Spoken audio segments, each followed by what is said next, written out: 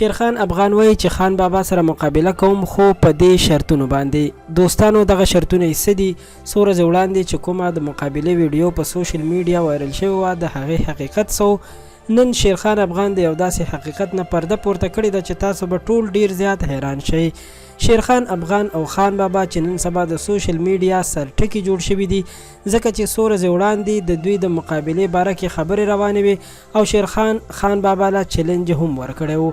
خو اوس چې شیرخان افغان د خان بابا د ځای نه تللی دی نو یوه نوې انټرویو ورکړې ده او په دغه انټرویو کې ویلي دي چې دا هر څه خو هسې ګپ شپ او دا ما پسې خان بابا خپل ملګري او کسان رالیږلي وو راته یې ویلي وو چې تا ته به پیسې درکړو او ته موږ ته ځان راوپرځوه یعنې د دروغو مقابله به جوړه کړو او خان بابا به دا مقابله وګټي. شیرخان وایي چې زه هیڅکله هم داسې نشم کولی چې د خپلو ورونو افغانانو عزت خاورې کړم او دا ما ته د منلو وړ نه ده ځکه چې ما کله خان بابا ته وویل چې مقابله به کوو خو خپله باډي به راته ښکاره کوي یعنې کمیس به وباسئ خو هغه کله هم دې خبرې منلو ته تیار نه و نو ځکه ما ښه ونه ګڼله چې زه مقابله وکړم.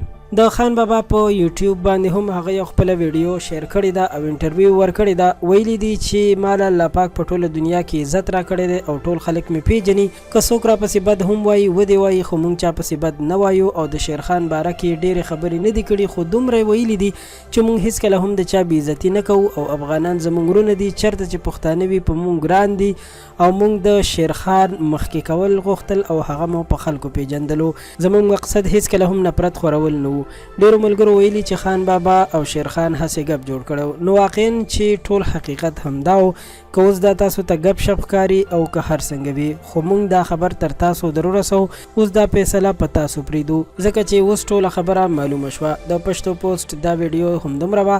زموږ چینل پښتو پوسټ در سره سبسکرایب کړئ چې زموږ راتلونکې ویډیوګانې هم تاسو ته په وخت در ورسي. ډیره مننه.